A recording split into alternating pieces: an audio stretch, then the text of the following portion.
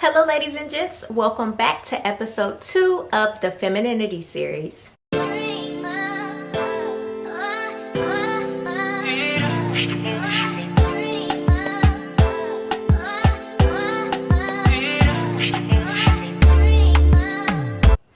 I am so happy you decided to join me today.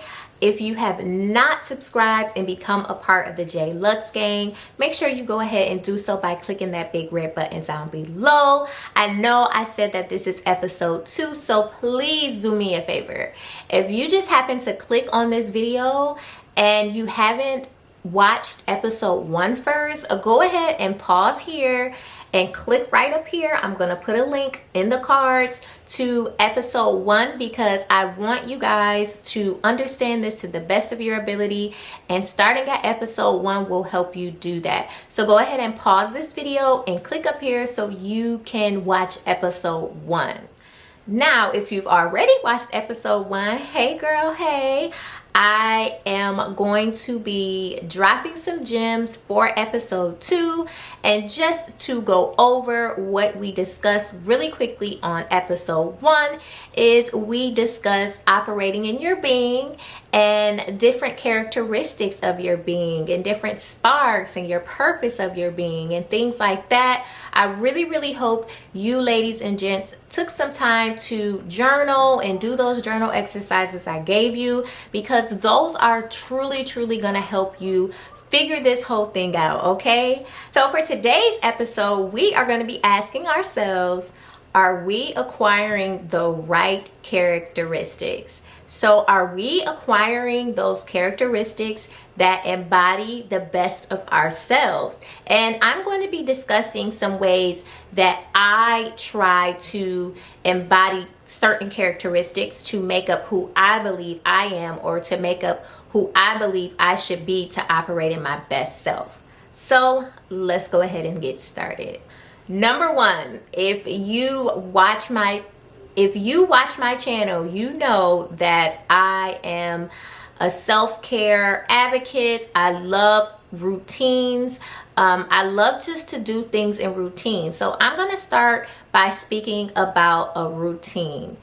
It is so valuable and so important for you to develop a routine for yourself. That's morning routine, that's night routines, that's monthly routines, that's self-care routines, that's maintenance routines, all types of routines, sis. Develop you a routine. Now, and this is going to be really simple because you're going to know what things you need to fit in your routine. So for example, really quickly, my morning routine, I know it down pat. Now, certain days my morning routine does change because number 1, I am a mommy. Number 2, I am human. And number 3, things happen, right? But I try to stick with this routine as best as I can. So of course, first thing I do in the morning is wake up, say a prayer, meditate really quickly, just laying in my bed, because I'm not a person that can just get up and go, okay? I just need a few minutes to just really wake up, really breathe, just, be thankful that I'm up, kind of think about the things that I need to do for the day, but not try to get in too deep thought about it. And, just really take a deep breath before I even get up out of bed. I do look at my phone. I try not to, but I do. I definitely look at my emails and things like that, just in case I need to reply to you guys, or there's a bill coming through, or there's a fire I need to put out. I always check my email, especially with my son being in elementary school and things like that. And once I do that, I get up, I do a little bit of stretching, I put my robe on, and I go straight into making my coffee. So I am a coffee drinker. I have to have my morning coffee. It's my own personal morning time. So most of the time when I wake up, my son is already in school, so he is at home virtually, and my daughter's still asleep. So that's a time for me to just get quiet. Like, I get quiet.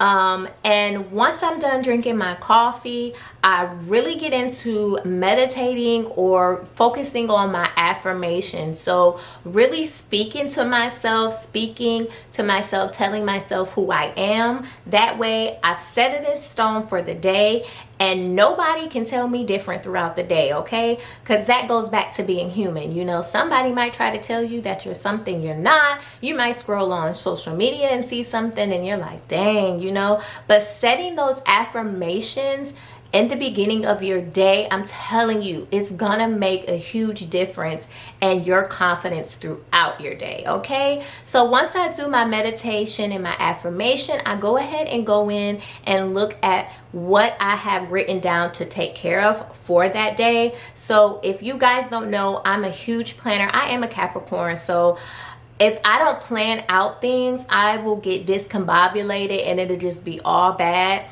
So more than likely on Sunday, I've already kind of set my schedule for the entire week. So I always refer to my schedule, take off, add, things that I need to add, but I pretty much know that I have a purpose for that day. I know I have something to do for that day. I always try to leave something to do for the day unless I intentionally need a break. I intentionally just need to take a rest. I just want to watch Netflix all day. I intentionally plan those days, guys. So outside of that, I always have something planned, and I always have a purpose for that day. And then by the time I'm done reviewing my schedule for the day, my daughter is starting to wake up. I go ahead and fix her breakfast, get her lesson on, and from then on, I can start kind of doing my work or those things I need to get done for the day. So that is literally my morning routine. Sometimes I have to tweak it. Sometimes I don't get to certain things. But guys, I know right at the top of my head, that's my morning routine. Of course, I forgot to mention like oral hygiene and my skincare, but those are no brainers. I feel like like, come on. I have a schedule. I know what I'm doing for that day. It's not just up in the air, or it's not, I know what I'm doing for that day, or I know that I have a routine. So I'm not gonna fall into the trap of just laying in the bed until 12 o'clock. I know that I have to get these things done. I've worked my muscle memory, and my body is kind of like waiting for me to do those things, right? You know, I feel like my body has a self-alarm because I'm so used to my routine. That's our first journal entry for today. Take some time to think about the things that you would really like to get done in the morning and sit down and plan them out. So another routine that is near and dear to my heart is my self-care routine. First of all, everybody in the house knows when I'm doing my self-care routine, do not disturb me, leave me alone. This is my me time. And that's going to my next point. Make sure you have a routine that's dedicated to you and only you. Make sure that routine is for you. It's solely yours, because guess what? Everybody needs time for themselves, to themselves. That is very important to your mental health. Sometimes we can get caught up with serving other people or doing things for other people nonstop that we forget to take care of ourselves. And really, when you forget to take care of yourself, it's hard for you to take care of other people, or you're gonna do a bad job of taking care of other people because you're not doing good with taking care of yourself. So if you don't take care of yourself, you cannot take care of anyone else's. All right, so make your self-care routine a priority.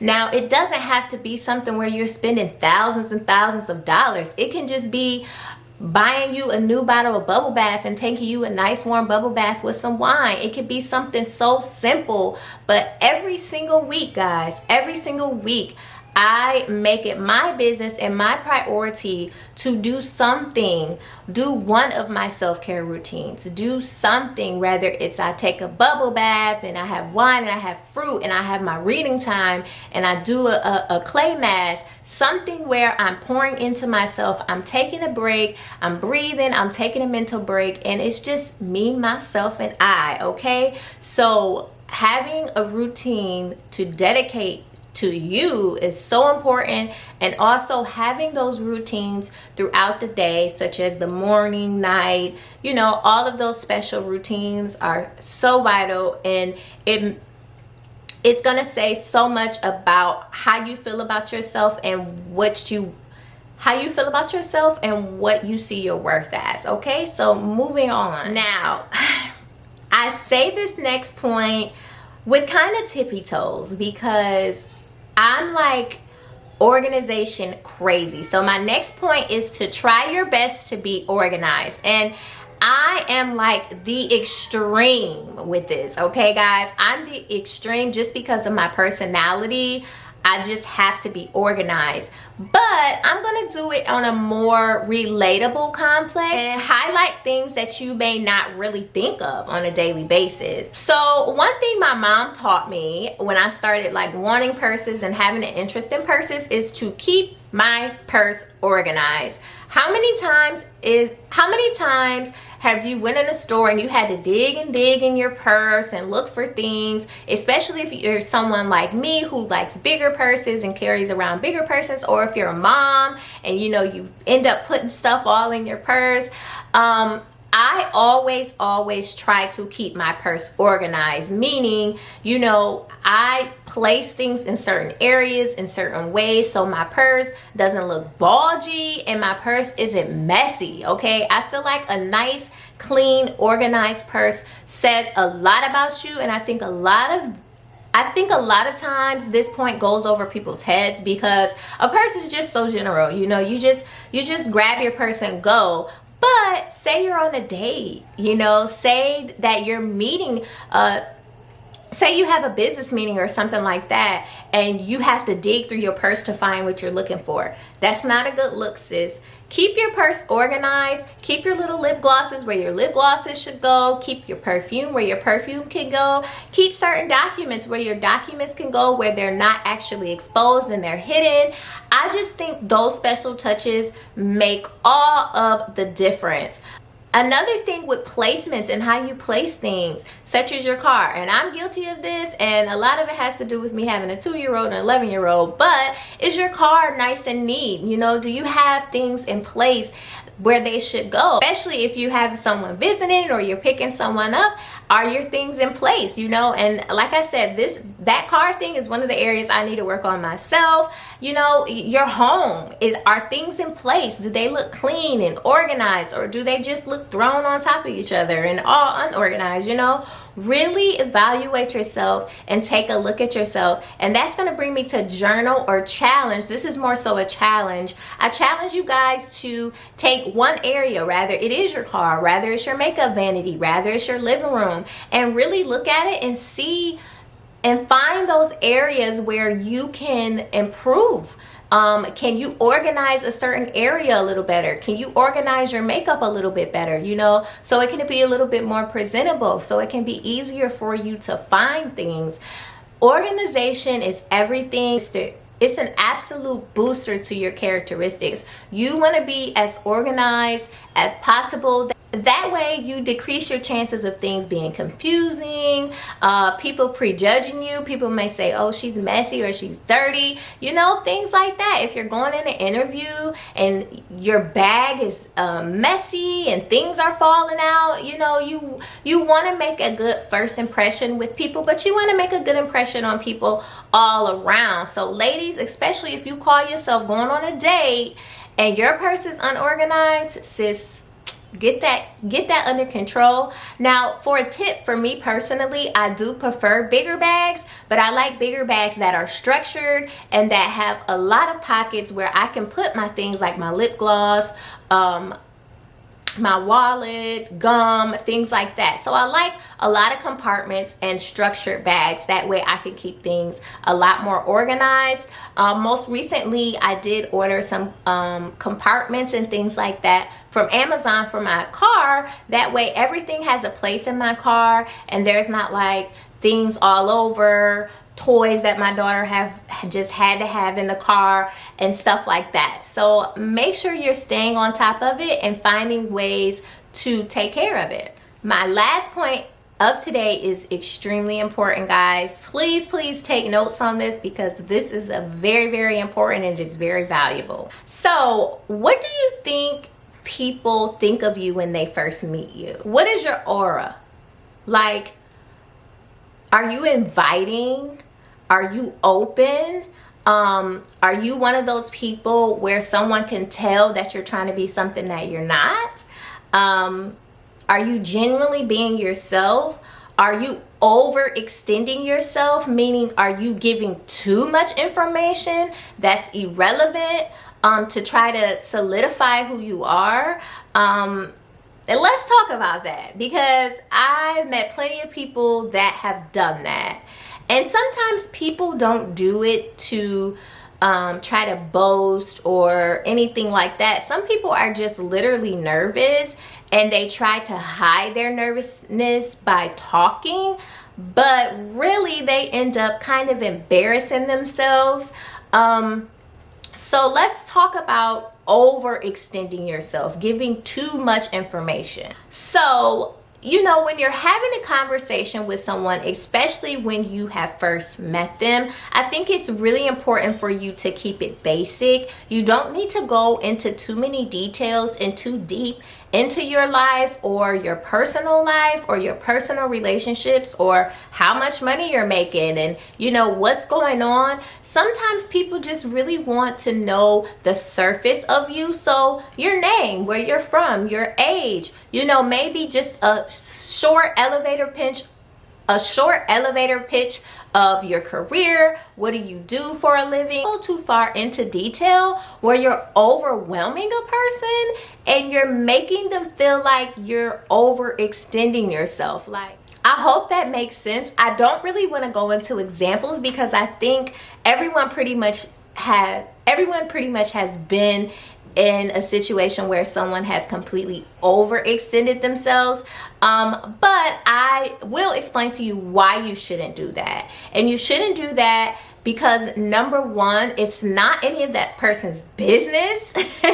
Number two, it can make you seem desperate, or it can make you seem as though you feel like you need to fit in with everyone, especially if you do not know this crowd of people. That is really, really dangerous and it's harmful, and it's not going to make people ever want to speak to you again. So be very, very mindful of that. So let's trail back for a minute. So when you walk in the room, what impression do you think you leave on people? Are you walking in the room with confidence, or are you walking in the room having a point to prove? There's a difference.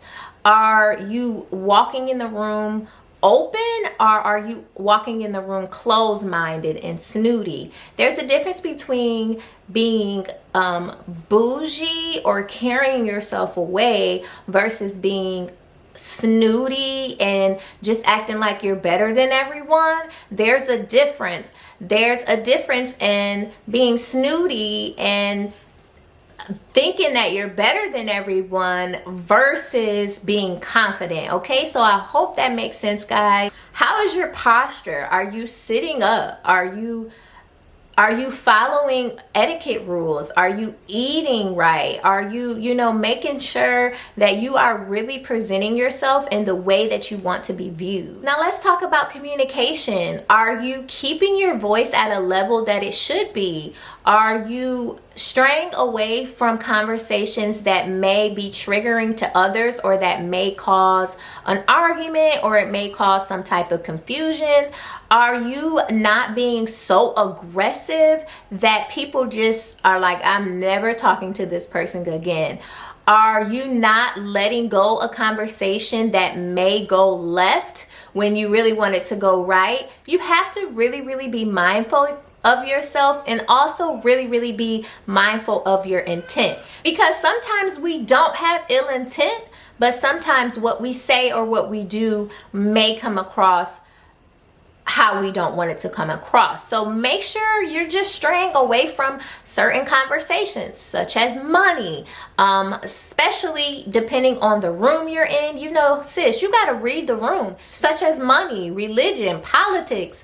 Those types of things can go left really quick, and especially if you don't necessarily have the communication skills to stir them in the right direction, it can go wrong really, really fast. Okay, guys? So if you don't have the skills to do that yet, just refrain from even going down that road. Also, make sure you're speaking clearly and speaking softly. You don't have to be aggressive, as I mentioned before. Now, if you are starting to get really passionate about something, number one, still be firm, but still be soft. And also, if you're getting really passionate about it, that might be an indication that the conversation needs to change, because you don't want to ruin everyone else's night or have someone feel like they don't ever want to speak to you again. Okay, I hope that makes sense, guys. And it may sound like you're kind of catering to the people around you, but that's not the case. You're saving your reputation and you're saving yourself from any misunderstandings or disagreements that people may have with you that are definitely avoidable and don't need to happen. So guys, I hope you learned a few things today. Be sure to do your journal entry and also your challenge. So your first journal entry was to write down some routines for yourself. Write down some routines for yourself, your morning routine, your self-care routine, your night routine, things like that. That way you can get a little bit more organized and always have a purposeful day, guys. And then the challenge for today was to find an area in your house, in your car, your purse, wherever, that you can work on organizing a little bit more. And comment, when you do this, comment down below and tell me how it felt to see your purse organized or to see your car organized and smelling good. I just really want to know you guys' feedback on that. And yeah, that's the end of episode 2. I hope you guys enjoy, and I will see you in the next one. Bye.